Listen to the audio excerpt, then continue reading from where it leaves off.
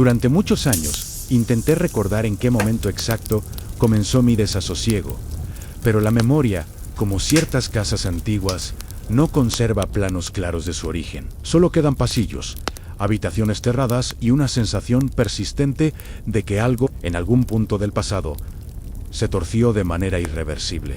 Mi llegada a la mansión no estuvo precedida por presagios ni advertencias visibles.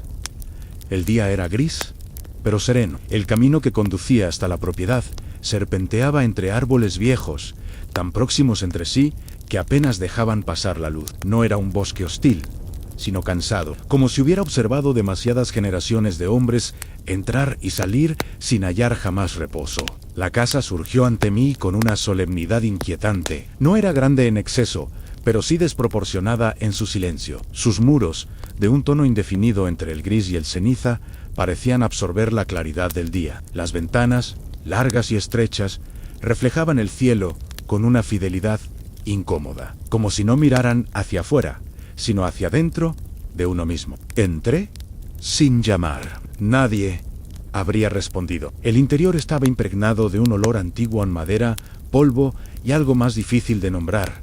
Quizá el rastro de pensamientos largamente contenidos. El fuego de la chimenea aún conservaba restos de ceniza, señal de que alguien o algo había ocupado aquel espacio no hacía mucho tiempo. Me senté frente al hogar, no por cansancio físico, sino por una necesidad inexplicable de permanecer quieto. Desde el primer instante comprendí que aquella casa no toleraba la prisa. Las horas transcurrieron sin que pudiera medirlas con exactitud. Leí fragmentos de libros que ya conocía, pero las palabras parecían adquirir significados nuevos, como si el entorno las filtrara y las devolviera alteradas. Cada sonido, el chasquido ocasional de la madera, el viento golpeando suavemente los cristales, adquiría una relevancia excesiva, casi personal. Fue entonces cuando pensé por primera vez en ella. No sabría decir por qué. Su recuerdo emergió sin ser llamado, con una claridad que me resultó dolorosa. Habían pasado años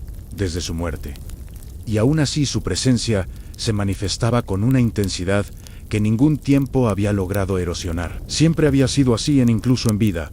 Parecía pertenecer más al ámbito de las ideas que al de la carne. Su voz, recuerdo ahora, era baja y medida, como si cada palabra hubiera sido ensayada antes de pronunciarse. Hablaba con una calma que desarmaba, y cuando guardaba silencio, ese silencio tenía peso. Me había advertido, en más de una ocasión, sobre los peligros de la mente cuando se repliega sobre sí misma. Yo, necio, interpreté aquellas advertencias como simple melancolía. La noche cayó sin anuncio. El fuego revivió al añadir nuevos troncos, y las sombras comenzaron su lento desfile por las paredes. Fue entonces cuando advertí un sonido rítmico, casi imperceptible, que parecía surgir de algún punto indeterminado de la casa.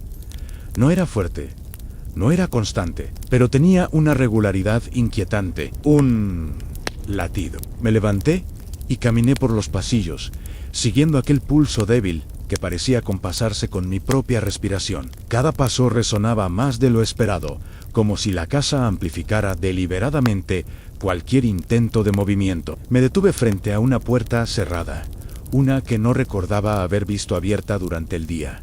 Apoyé la mano sobre la madera. Estaba fría. Al abrirla, no encontré nada extraordinario, alguna habitación sencilla, escasamente amueblada, con una cama estrecha y una cómoda cubierta de polvo. Sin embargo, el latido persistía, ahora más cercano, más íntimo. No provenía del exterior ni del interior de la estancia, sino de algún punto intermedio, como si vibrara dentro de los propios muros. Cerré la puerta, con cuidado. El sonido se atenuó, pero no desapareció.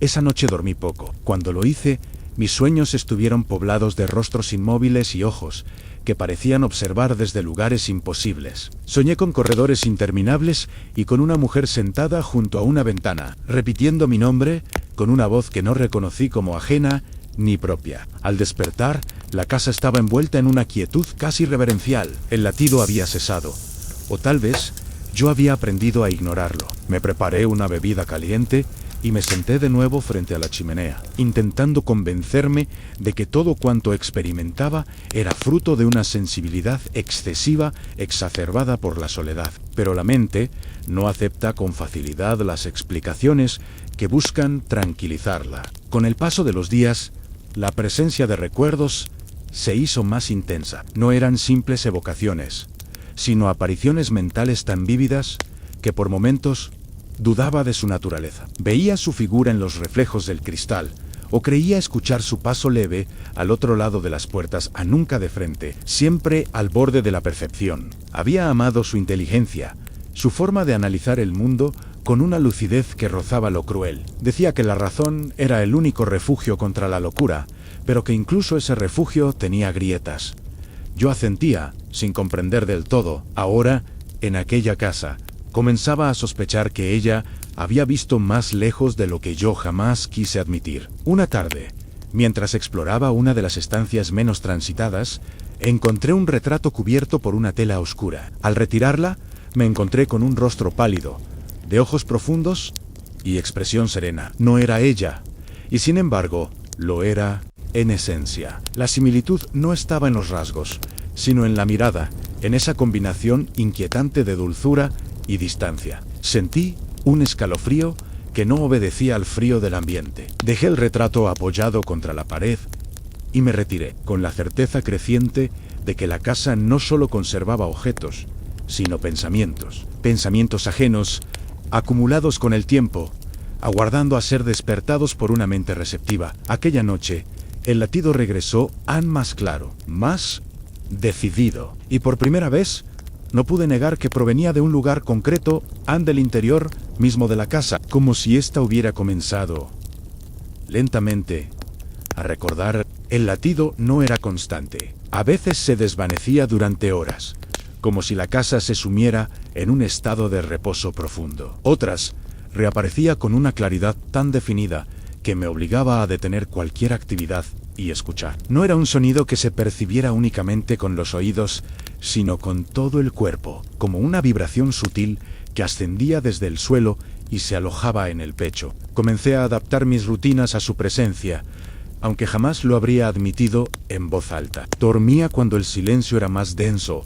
Permanecía despierto cuando la casa parecía inquieta. La luz del día me resultaba cada vez más irrelevante. Las cortinas permanecían cerradas durante horas, no por miedo a lo que hubiera fuera, sino por una creciente sensación de que el interior era el único espacio verdaderamente real. Fue entonces cuando empecé a escribir, no con un propósito claro, ni con la intención de conservar nada, sino como quien deja migas de pan para no perderse del todo. Escribía fragmentos, pensamientos sueltos, recuerdos que no sabía si eran míos o heredados. Algunas frases aparecían completas, con una estructura y un ritmo que no reconocía como propios. Otras se interrumpían bruscamente, como si alguien hubiera retirado la mano que guiaba la pluma. Al releerlos, noté un patrón inquietante.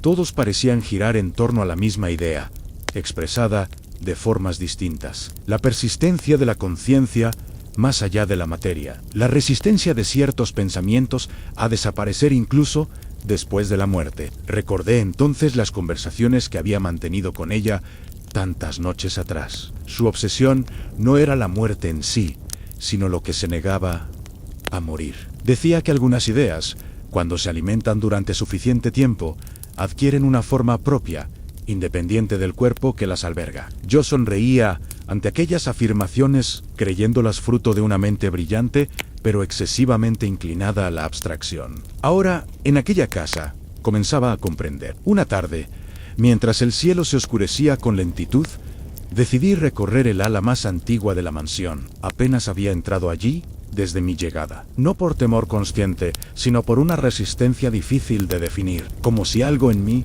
supiera que ese lugar exigía más de lo que estaba dispuesto a ofrecer. El aire era distinto, más denso, más frío. Las paredes parecían acercarse ligeramente unas a otras, obligándome a avanzar con cuidado. En una de las habitaciones encontré una biblioteca modesta, compuesta por volúmenes antiguos, muchos de ellos sin título visible. Al pasar los dedos por los lomos, sentí una descarga leve, casi imperceptible, pero suficiente para retirarlos con cautela. Elegí uno al azar y me senté cerca de la ventana, donde una luz mortecina lograba filtrarse. El texto estaba escrito con una caligrafía precisa, elegante, aunque irregular en algunos pasajes. No tardé en advertir que no se trataba de una obra convencional. No había capítulos ni estructura evidente, solo una sucesión de reflexiones, observaciones y conclusiones que parecían responder a una investigación obsesiva. Hablaba de la mente como de un espacio físico,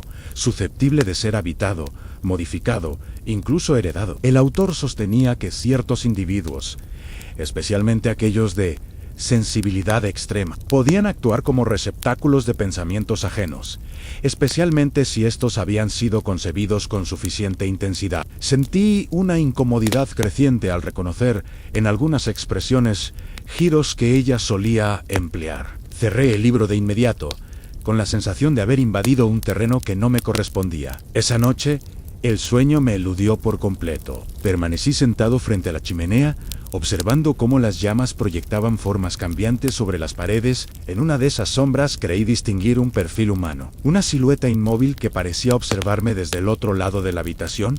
No sentí miedo, solo una profunda tristeza, como si aquella figura representara algo irremediablemente perdido. El latido regresó, esta vez acompasado con el crepitar del fuego. Comencé a hablar en voz alta, sin saber muy bien a quién me dirigía. Narré recuerdos, impresiones, pensamientos que nunca había compartido con nadie. Hablé de mi incapacidad para comprenderla del todo, de mi resistencia a aceptar que su mente había transitado caminos que yo apenas me atrevía a vislumbrar. Mientras hablaba, la casa parecía escuchar. El sonido cesó gradualmente, como si hubiera sido satisfecho, y una calma extraña se apoderó del ambiente. Me recosté en el sillón y por primera vez en días, el sueño llegó con suavidad. Soñé con una estancia amplia, iluminada por una luz blanquecina y uniforme. En el centro, ella estaba sentada, con la misma expresión serena que recordaba. No habló, no hizo gesto alguno. Simplemente me observó,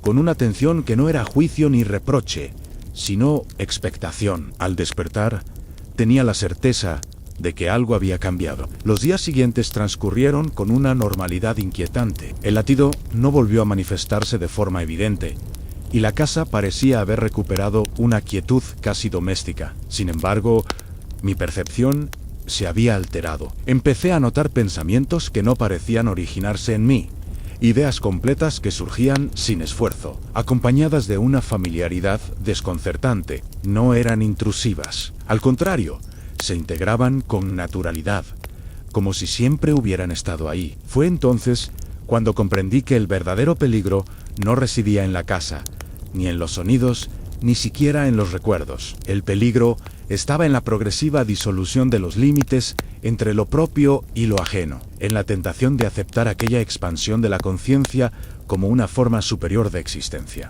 Una noche, al pasar frente a un espejo antiguo del pasillo, me detuve al ver mi reflejo. Durante un instante, solo uno, la expresión que me devolvió la mirada no era la mía, no era exactamente la de ella, pero compartía ese mismo aire de distancia serena, de conocimiento silencioso. Aparté la vista con rapidez, el corazón acelerado. Comprendí entonces que la casa no devoraba a quienes la habitaban.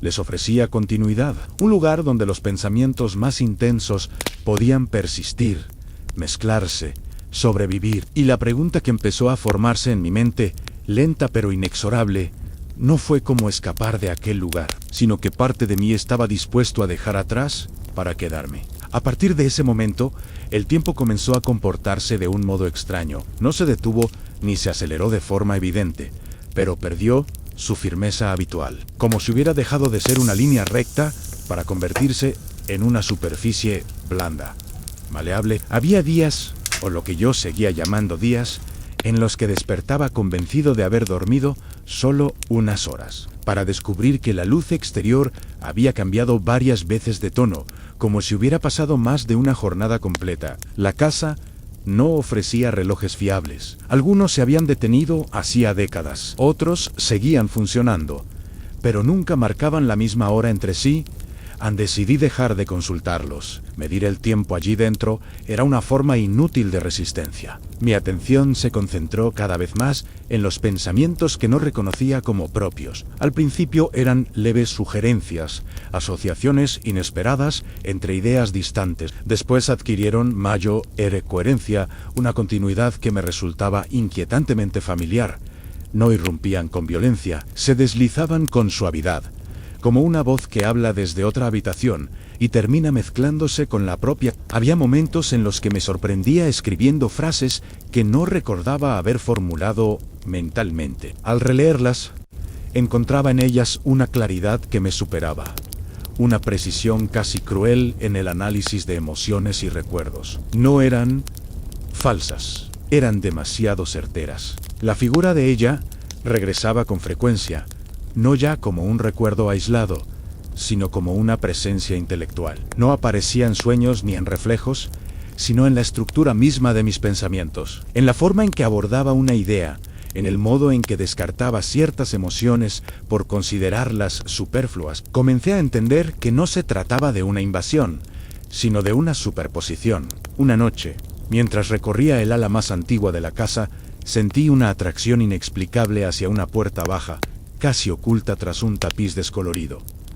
Nunca antes la había abierto, no porque me lo hubiera prohibido, sino porque algo en mí había decidido postergarlo, como se pospone una conversación cuya conclusión se intuye irreversible. Empujé la puerta con lentitud. Más allá se extendía una escalera estrecha que descendía hacia la oscuridad. El aire que ascendía desde abajo era frío, pero no desagradable. Olía a piedra húmeda y a algo más sutil, difícil de definir, como el rastro persistente de un pensamiento antiguo. Descendí con cuidado, apoyando la mano en la pared. Cada paso parecía amortiguado, como si el sonido se perdiera antes de alcanzar mis oídos. Al llegar al final, me encontré en una estancia pequeña, sin ventanas, iluminada únicamente por una lámpara de aceite que ardía con una llama sorprendentemente estable. La habitación estaba vacía, salvo por una silla situada en el centro. Comprendí de inmediato que aquel lugar no estaba destinado a almacenar objetos, sino a contener presencias, no físicas, sino mentales. Era un espacio de concentración absoluta, donde el ruido del mundo quedaba excluido por completo. Me senté. El silencio que siguió no fue inmediato, se instaló de forma gradual, como si la casa se asegurara de que yo estaba dispuesto a aceptarlo. Entonces el latido regresó. No desde las paredes, ni desde el suelo, sino desde dentro de mi propia cabeza. No era doloroso, no era urgente, era constante. Las ideas comenzaron a ordenarse con una claridad perturbadora. Comprendí, sin necesidad de razonarlo, paso a paso, que aquel lugar había sido utilizado durante generaciones por mentes obsesivas, individuos incapaces de abandonar ciertos pensamientos, de permitir que determinadas ideas se disolvieran con el tiempo. Allí, esas ideas no morían, se transmitían, no como recuerdos exactos, sino como estructuras, como formas de percibir el mundo. Cada nuevo habitante aportaba su propia sensibilidad, su propia intensidad, y a cambio, recibía el legado acumulado de quienes habían permanecido antes. Entendí entonces la verdadera naturaleza de la casa. No era un refugio para cuerpos, sino para conciencias incompletas. El recuerdo de ella se definió con una nitidez casi dolorosa. Su insistencia en que la mente podía trascender sus límites habituales. Su convicción de que la identidad no era una entidad fija, sino un proceso continuo, susceptible de ampliarse. Ella no había temido la disolución del yo, la había buscado, y yo había seguido el mismo camino, sin saberlo. Cuando abandoné la estancia subterránea, la casa me pareció distinta, no más amenazante ni más acogedora, sino más coherente, como si por fin hubiera comprendido sus reglas internas. Las habitaciones, los pasillos, incluso las sombras, adquirieron una lógica silenciosa que antes me había sido ajena. Dormí profundamente esa noche. Soñé con múltiples voces que no hablaban a la vez, sino en una secuencia perfecta, como si compartieran un mismo pensamiento desde ángulos distintos. No había conflicto entre ellas, no había lucha por el control, solo una acumulación serena de conciencia. Al despertar, experimenté una calma que nunca antes había conocido. Las dudas, las vacilaciones, incluso ciertas emociones que siempre había considerado inevitables, parecían haberse suavizado, integrándose en un conjunto más amplio. Sin embargo, esa calma traía consigo una certeza inquietante. El proceso no había terminado. La casa no exigía una decisión inmediata, pero tampoco aceptaba una permanencia indefinida, sin consecuencias. Permanecer allí significaba aceptar, tarde o temprano, una transformación más profunda, no violenta, no repentina, sino gradual e irreversible. Me detuve frente a la chimenea apagada y observé mi reflejo en el cristal oscuro. La expresión que me devolvió la mirada era la mía, y no lo era del todo. Había en ella una serenidad distante, una atención constante que no recordaba haber poseído antes. Por primera vez, desde mi llegada, sentí miedo, no del lugar, ni de las voces, ni siquiera de la pérdida de individualidad. Sentí miedo de descubrir que, en el fondo, esa pérdida no me resultaba del todo indeseable. La casa guardó silencio, como si aguardara mi siguiente pensamiento. Y yo comprendí que aún me quedaba una última decisión por afrontar: en resistirme a esa continuidad seductora, o permitir que mi mente se convirtiera, lentamente, en una más entre las muchas que nunca habían abandonado aquel lugar. Después de aquella noche, dejé de preguntarme cuánto tiempo llevaba en la casa. La noción de duración había perdido utilidad. No había prisa, ni expectativa de un acontecimiento externo que marcara un antes y un después. Todo cuanto importaba ocurría en un plano interior, en una profundidad silenciosa donde los pensamientos se desplazaban con la lentitud de una corriente subterránea. La resistencia, cuando aparece, no siempre lo hace como una fuerza opuesta. A veces se manifiesta como cansancio, como una fatiga antigua, acumulada durante años de sostener una identidad rígida, de defender límites que ya no cumplen ninguna función real. Empecé a comprender que mi inquietud no provenía de la casa, sino del esfuerzo constante por mantenerme separado de aquello que ya formaba parte de mí. Las voces, si es que aún podía llamarlas así, se habían vuelto indistinguibles de mi propio discurso interior. No hablaban desde fuera ni desde dentro. Simplemente estaban, no imponían órdenes ni sugerencias. Se limitaban a ampliar cada pensamiento, a desplegarlo en direcciones que antes no habría considerado. Era como pensar con una mente más amplia. Recorría las estancias con una familiaridad nueva, casi íntima. Cada habitación parecía corresponderse con un estado mental distinto, como si la arquitectura misma hubiera sido diseñada para reflejar la complejidad de la conciencia humana. En ciertos pasillos me invadía una melancolía profunda, no dolorosa, sino contemplativa. En otros, una claridad fría, desapasionada, que me permitía observar mis recuerdos con una distancia absoluta. Encontré, en una sala que antes había pasado por alto, una serie de retratos antiguos. No mostraban escenas reconocibles ni paisajes definidos. Eran rostros, decenas de ellos, algunos apenas esbozados, otros pintados con una precisión casi obsesiva. Todos compartían una expresión común, una serenidad distante, un equilibrio inquietante entre lucidez y renuncia. No sentí temor al observarlos, sentí reconocimiento. Comprendí entonces que la casa no elegía a quienes la habitaban, simplemente respondía a aquellos que, de un modo u otro, ya estaban preparados para ella. Individuos para quienes el pensamiento era más real que el mundo tangible. Mentes incapaces de conformarse con los límites habituales de la experiencia. Ella había sido una de ellos. Su recuerdo ya no me producía tristeza. Se había transformado en algo más abstracto, más esencial. No la recordaba como un cuerpo, ni siquiera como una voz concreta, sino como una estructura mental, una forma particular de percibir la realidad, y esa forma estaba ahora integrada en mí, no como una imposición,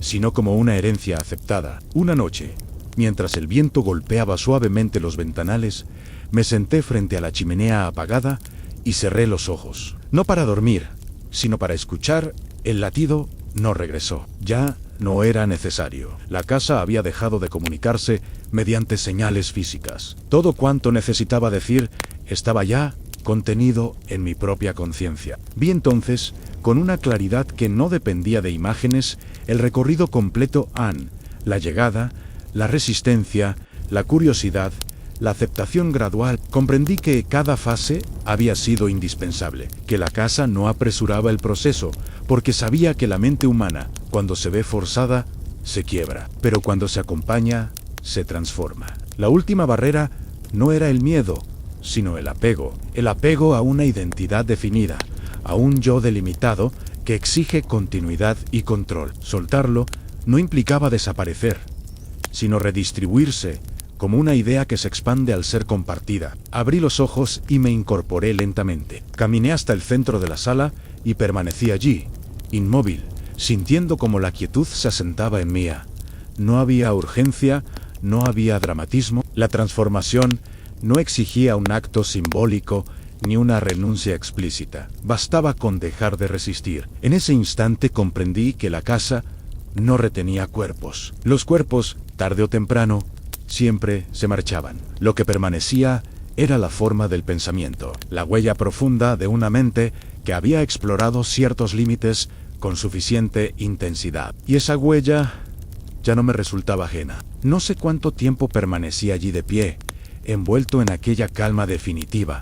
Tal vez minutos, tal vez horas, tal vez algo que ya no puede medirse. Cuando finalmente me moví, fue con la sensación de haber completado un recorrido que no admitía retorno, aunque tampoco lo requería. Subí la escalera con paso sereno. Cada peldaño parecía responder a mi presencia con una aceptación silenciosa. Las habitaciones, los pasillos, incluso las sombras, habían dejado de observarme. Ya no era un visitante. Me detuve frente a una ventana y observé el exterior. El bosque permanecía inmóvil, suspendido en una quietud casi irreal. Por primera vez desde mi llegada, no sentí el impulso de marcharme. Comprendí entonces que la casa no era un lugar al que se entra o del que se sale. Era un estado al que se accede cuando ciertas preguntas dejan de buscar respuesta y comienzan a disolverse por sí mismas. Y mientras el silencio se asentaba de nuevo, profundo y estable, acepté que mi pensamiento, mi memoria y mi conciencia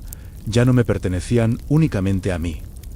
A mi interior se habían convertido en parte de algo más amplio, más antiguo y más paciente. La casa, satisfecha, guardó silencio. Después de aquella aceptación silenciosa, no ocurrió nada que pudiera describirse como un acontecimiento. No hubo señales visibles, ni cambios bruscos en el entorno, ni una transformación repentina que marcara el final del proceso. Y sin embargo, supe que algo esencial había concluido. La casa ya no esperaba nada de mí, tampoco yo de ella. La quietud que siguió no fue vacía, era una quietud plena, densa, como la que se siente justo antes del sueño profundo, cuando la mente ha dejado de luchar contra sí misma. Cada pensamiento encontraba su lugar sin esfuerzo, como si hubiera sido esperado desde siempre.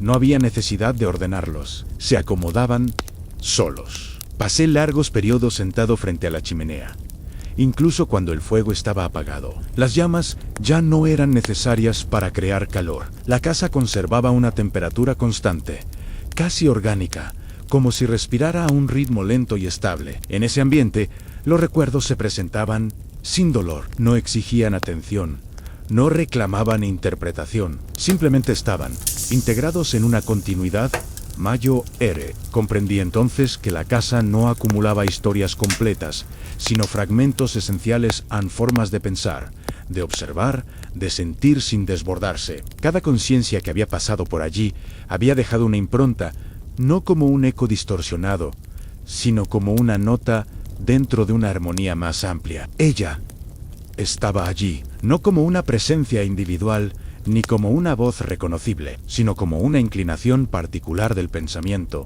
una tendencia a explorar los límites con serenidad. Su esencia no se imponía, se ofrecía, y yo la aceptaba sin conflicto, como se acepta una idea que siempre estuvo destinada a llegar. En ocasiones, me preguntaba si aún existía una diferencia clara entre el interior y el exterior de la casa. Salía al bosque y caminaba entre los árboles sin sentir separación alguna. El mundo parecía menos fragmentado, menos urgente. Los sonidos eran más suaves, los colores más contenidos. No porque hubieran cambiado, sino porque mi percepción ya no los forzaba a ser algo concreto. El tiempo, definitivamente, había dejado de tener sentido, no en un sentido dramático, sino práctico. Las nociones de antes y después se habían diluido, reemplazadas por una continuidad constante. Dormía cuando el cuerpo lo pedía, despertaba sin sobresalto, permanecía largos ratos inmóvil, sin sentir la necesidad de justificarlo. Era un estado de vigilia tranquila. A veces, al recorrer las habitaciones, me detenía frente a los retratos. Ya no buscaba en ellos reconocimiento ni advertencia. Los observaba como se observa un paisaje familiar, con una mezcla de cercanía y respeto. No eran individuos, eran expresiones de una misma inquietud humana en la imposibilidad de aceptar que todo pensamiento deba desaparecer. Una noche, si aún puede llamarse noche, me senté en la estancia subterránea, en la misma silla donde había comprendido la verdadera naturaleza del lugar. La lámpara seguía encendida, inmutable, como si nunca hubiera consumido su aceite. Cerré los ojos y permití que la mente se expandiera sin dirección.